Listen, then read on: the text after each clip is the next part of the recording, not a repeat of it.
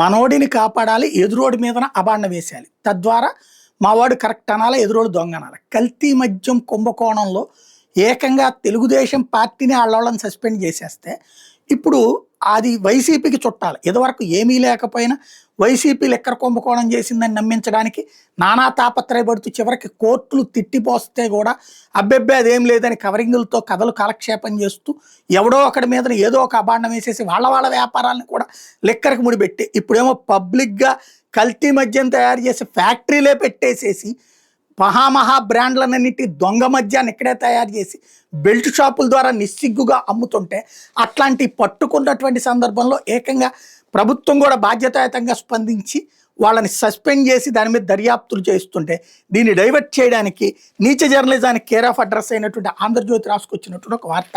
నకిలీ మద్యం తీగ తెనాల్లో డొంక, వైసీపీ హయాం నుంచి యథేచ్ఛగా రాకెట్ జరుగుతోందంట. వీడు సర్టిఫికెట్ ఇచ్చేశాడు.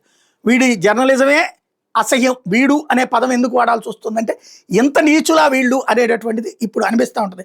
రేపమాపో ఎలాగ పోలీసులు కేసు కట్టాలన్నది ఇటు చూపెడతాడు అనమాట. ఇప్పుడు ఏంటంటే అన్నమయ్య జిల్లా మొలకల చెరువులో బయటపడిన భారీ నకిలీ మద్యం రాకెట్లో కీలక నిందితుల కోసం ఎక్సైజ్ ఎన్ఫోర్స్మెంట్ అధికారులు వేట మొదలుపెట్టారు. అక్కడ తీగలాగితే గుంటూరు జిల్లా తెనాల్లో వైసీపీ నేతల పాత్ర ఉన్న ఈ రాకెట్ డొంక కదులుతుంది. ముఖ్యంగా ఓ ప్రధాన వ్యక్తి పాత్ర మీద అనుమానంతో 2 రోజులుగా ఇక్కడ నిర్వహిస్తున్నారు.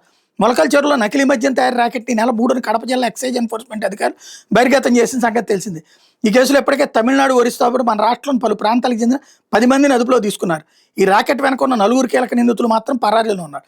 వాళ్లలో తెనాలి వాసి కొడాలి శ్రీనివాసరావు కూడా ఒకరు. మొలకల చెరువులో ఈ రాకెట్ నడుపుతున్న పాత డాబా అద్దె ఒప్పందం ఇతడి పేరు మీద ఉండటంతో ఈ కేసులో 12వ నిందితుడిగా చేర్చారు. వ్యవహారానికి సంబంధించి ఆరాధిస్తుంటే విస్తుగొలిపే విషయాలు చాలానే వెలుగు చూస్తున్నాయని ఎక్సైజ్ వర్గాలు చెప్తున్నాయి. వీళ్ళకి వైసీపీ ప్రభుత్వ కాలం నుంచి ఈ ర్యాకెట్ యథేచ్ఛగా సాగుతోందని, అప్పటి ప్రభుత్వ పెద్దల అన్నదండతో సాగించిందన్నారు. కూటమి ప్రభుత్వం వచ్చాక టీడీపీ నాయకుల అండతో కొనసాగిస్తున్నారు అంటున్నాయి. అంటే వీళ్ళు రేపు పొద్దున ఇలాగ ప్రచారం చేయండి అని తెలుగుదేశం వాళ్ళకి చెప్తున్నారు, జనసేన వాళ్ళకి చెప్తున్నారు, బీజేపీ వాళ్ళకి చెప్తున్నారు, ఈనాటికి చెప్తున్నారు. అలాగే వీళ్ళకి అనుకూలంగా ఉండేటటువంటి యూట్యూబర్లు లేకపోతే డిజిటల్ మీడియా వాళ్ళకి చెప్తున్నారు ఎట్టా రాయాలి, ఏం చేయాలి అన్నటువంటి.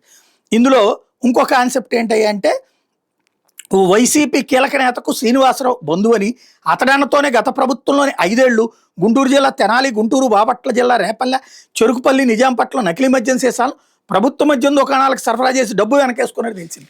నిస్సిగ్గు నీచ జర్నలిజానికి సంబంధించి తెలిసింది అనుకుంటున్నారు, చెప్పుకుంటున్నారు, ఏదైనా అనుకుంటున్నారు. ఇది రాధాకృష్ణ గారే ఈ మొత్తానికి సూత్రధారే అనుకుంటున్నారు. ఆయనకి సంబంధించినటువంటి పత్రికా కార్యాలయాల్లోనే ఈ మద్యం సీసాలు తయారు చేయించి తీసుకెళ్ళి అమ్మిచ్చాడని అనుకుంటున్నారు. అంటే ఒప్పుకుంటాడా? లేదు. ఆయన్ని ఎవడు ఏమనకూడదు, ఆయన శుద్ధ పూస. కానీ ప్రపంచంలోని అందరూ దొంగలే, ఎవడైనా దొంగే. ఎవడైనా ఏ పార్టీ వాడైనా బంధువు ఉంటే వాళ్ళు దొంగలే, వీళ్ళు మాత్రం దొరలన్నమాట. ఇక్కడ ఇది నీచ జర్నలిజానికి పరాకాష్ట. బేసిక్గా మద్యం కుంభకోణంలో తెలుగుదేశం పరువు పోతుంది కాబట్టి దాన్ని కాపాడడానికి దీన్ని వైసీపీ వైపుకి తీసుకెళ్ళడం. ప్రభుత్వ మద్యం దుకాణాల్లో డిస్టిలరీల నుంచి వచ్చిన మందే అమ్మారు. అక్కడ ఆ డిస్టిలరీల మీదనే మనం ఇప్పుడు తప్పుడు ఆరోపణలు బోల్డ్ చేసాం.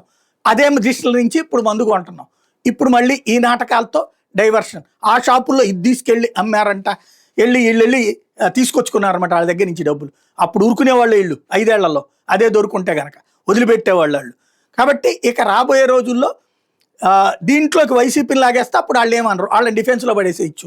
రేపో మాపో ఎవరన్నా వైసీపీ వాడిని తీసుకెళ్ళి అరెస్ట్ చేయించేసేసేద్దాం అనేటటువంటి రూట్లో వీళ్ళ నీచమైనటువంటి రాజకీయం, నీచమైనటువంటి వ్యవహార శైలి మరొకసారి స్పష్టమవుతుంది.